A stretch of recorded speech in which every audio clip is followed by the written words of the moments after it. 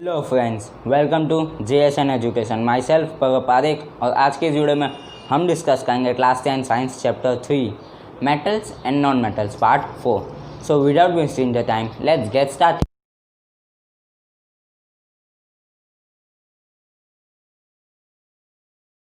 आज का हमारा पहला टॉपिक है ओर। पहले तो ओर होता क्या, आपने पिछले साल या फिर एसएस में बहुत बार पढ़ा होगा ओर के बारे में। हम मेटल्स के बारे में इतना कुछ पढ़ चुके हैं, लेकिन वो आते कहाँ से हैं? वो अर्थ के क्रस्ट में से आते हैं, लेकिन वो प्योर फॉर्म में नहीं मिलते हैं, वो रॉक के फॉर्म में मिलते हैं जिसके अंदर मेटल छुपे हुए होते हैं। यानी कि मेटल किसी और चीज़ के साथ मिल के रॉक के फॉर्म में छुपे हुए होते हैं। तो ओर के दो पार्ट होते हैं, मेटल और गैंग्लियो। और में मैंने बोला कि मेटल छुपे होते हैं, तो एक पार्ट तो हो गया मेटल। और उसके अलावा जो बाकी के जो भी है जो हमारे काम का नहीं है उसको कहते हैं इम्प्योरिटीज़ या फिर गैंग्लियो।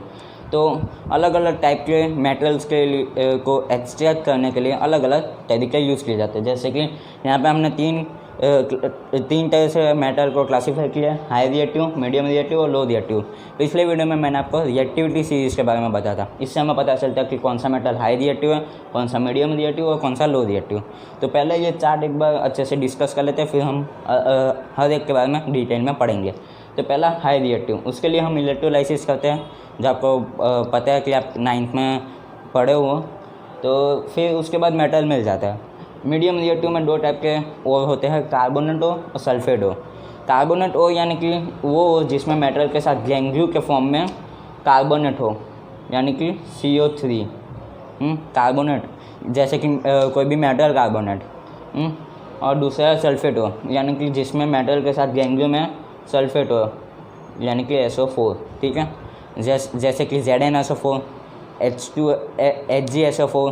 ठीक है, तो फिर कार्बोनेट में से मेटल को लेने के लिए कैल्सिनेशन करते हैं और सल्फेट ओर में से निकालने के लिए रोस्टिंग करते हैं। अब कैल्सिनेशन और रोस्टिंग क्या है वो आप पूछोगे।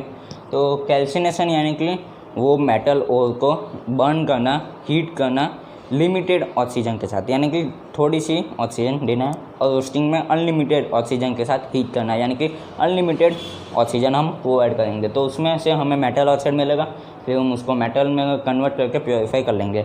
और लो रिएक्टिव में सल्फाइड ओरी होते हैं, तो उसमें सेम टू सेम यही प्रोसेस, रोस्टिंग करेंगे, मेटल आएगा और रिफाइनिंग करेंगे। तो पहले तो लो रिएक्टिव। तो लो रिएक्टिव में हमारा एक एग्जाम्पल था मरकुरी, तो हमने वही लिया HgS यानी कि मरकुरी सल्फेट, और इसका नाम है सिनेबार। मरकुरी के ओर का नाम है सिनेबार, जो है HgS।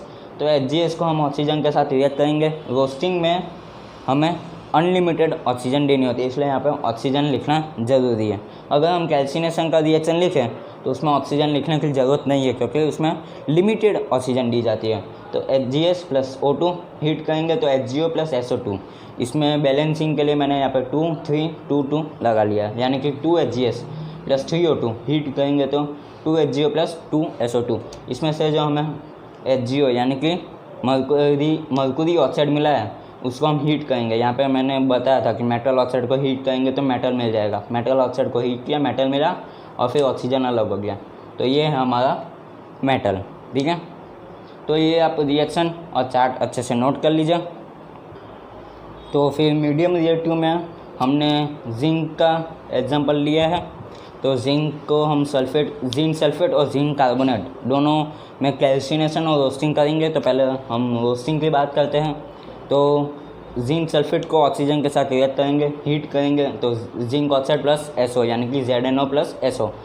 फिर कैल्सिनेशन की बात करें तो उसमें ZnCO3 यानी कि जिंक कार्बोनेट को हीट करेंगे तो ZnO + CO2। मैंने आपको बोला था कि कैल्सिनेशन में ऑक्सीजन लिखने की ज़रूरत नहीं है, क्योंकि हम उसमें लिमिटेड ऑक्सीजन प्रोवाइड करते हैं। तो ZnCO3 को हीट करेंगे तो ZnO + CO2। इस दोनों रिएक्शन में हमें ZnO यानी कि जिंक ऑक्साइड मिल रहा है, उसको हम कार्बन के साथ रिएक्ट करेंगे तो Zn अलग हो जाएगा, कार्बन मोनोऑक्साइड अलग हो जाएगा। तो यहाँ पे हमें जो मेटल चाहिए वो हमें मिल गया। आप चाहो तो ये रिएक्शन टेक्स्ट बुक में से भी नोट कर सकते हो, तो आप वहाँ से करो तो ज़्यादा अच्छा रहेगा।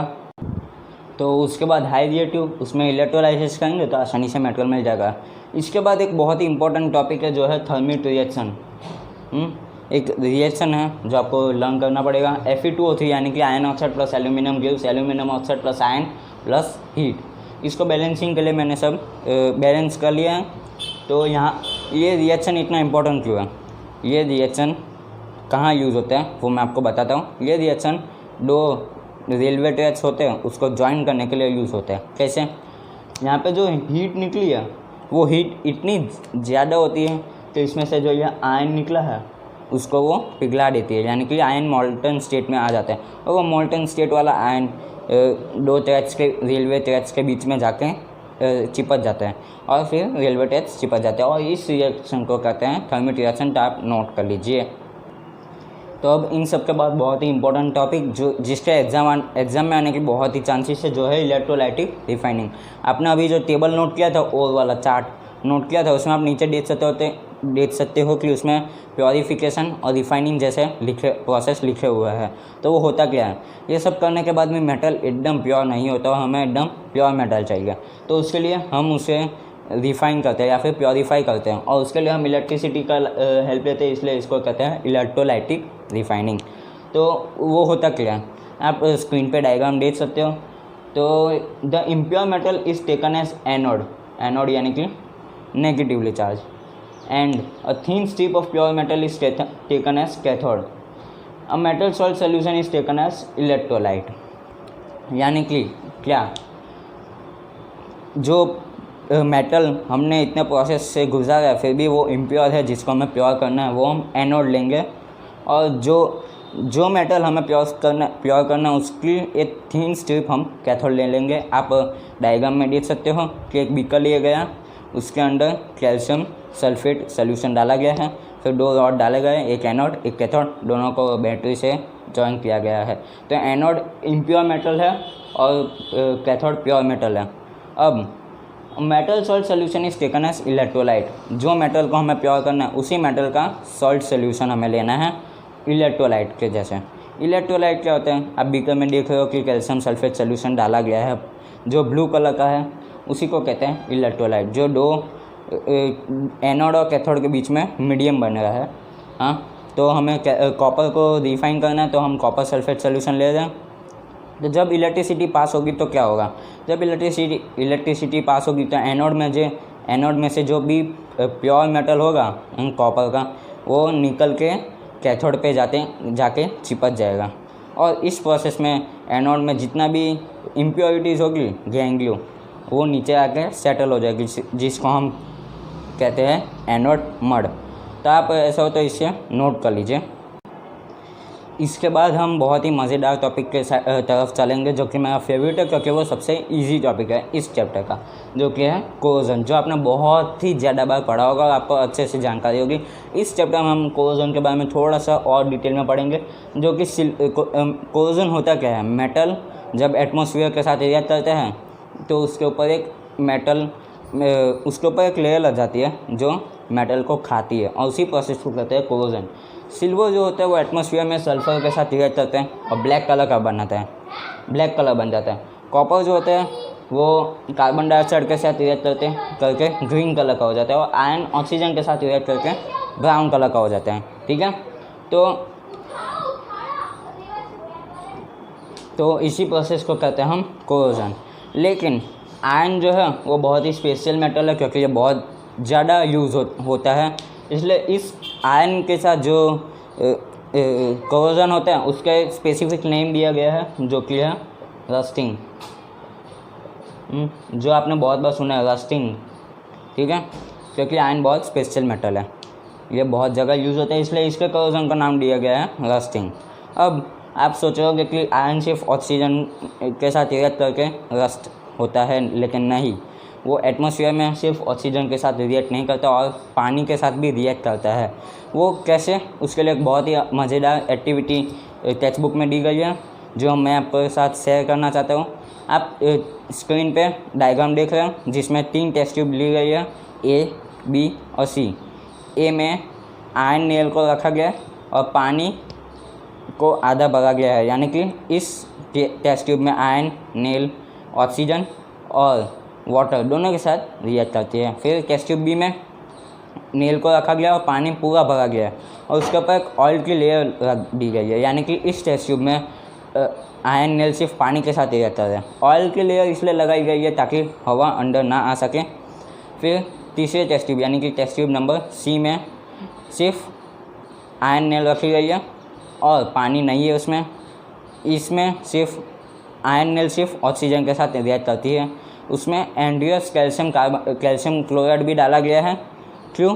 क्योंकि वो ड्राइंग एजेंट है, वो एयर में जितना भी मॉइस्चर होता है उसका खींच लेता है।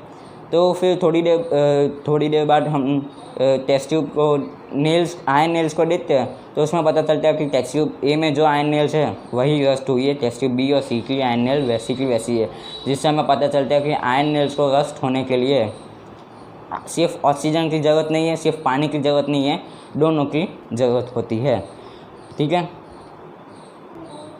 तो अब हमने कोरोजन के बारे में तो पढ़ लिया। अब इससे प्रिवेंशन कैसे करते हैं, यानी कि कोरोजन से बचते कैसे, उसके लिए बहुत सारे एग्जांपल है, जैसे कि गैल्वेनाइजेशन यानी कि मेटल के ऊपर जिंक की एक लेयर लगाना, फिर अलॉइंग यानी कि दो मेटल को मिलाना जिससे एलॉय बनता है ALLOY, जो बहुत ही इंपॉर्टेंट टॉपिक है, हम थोड़ी देर में उसके बारे में डिस्कस करेंगे। फिर पेंटिंग यानी कि उसके ऊपर पेंट कर लेना, फिर ऑयलिंग या फिर यानी कि उसके ऊपर ऑयल लगा लेना। अब एलॉय की बात करते हैं। Alloy is a homogeneous mixture of two or more metals. ठीक है, यानी कि उसमें दो से ज़्यादा मेटल को इक्वली मिक्स किया जाता है। ठीक है, और इसमें एक स्पेशल वर्ड है एमलगम। ठीक है, ये एमलगम क्या है? ऐसा एलॉय जिसमें मर्कुरी प्रेजेंट हो, यानी कि वो एलॉय जिसमें मर्कुरी तो हो ही, साथ में कोई भी हो वो मैटर नहीं करता, मर्कुरी होना चाहिए, तो उसको कहते हैं एमलगम। ठीक है, तो यहाँ पे हमारा ये चैप्टर ख़त्म होता है। आपको पता भी नहीं चला कि चैप्टर कैसे ख़त्म हो गया, हंसते हंसते चैप्टर हमने ख़त्म कर लिया। तो अगर ये वीडियो पसंद आया तो इसको लाइक करना, और हाँ, इस वीडियो को जितना हो सके उतना शेयर करना, क्योंकि ये वीडियो जिसको भी मिलेगा उसको बहुत ही ज़्यादा काम आएगा। और हाँ, मेरे चैनल को सब्सक्राइब करना मत भूलना, ताकि मैं नेक्स्ट चैप्टर यानी कि चैप्टर 4 की जब भी वीडियो डालूँ आपको सबसे पहले मिला। और मैं पूरी कोशिश करूँगा कि चैप्टर 4 की वीडियो जल्द से जल्द डालूँ। और थैंक्स फॉर वॉचिंग।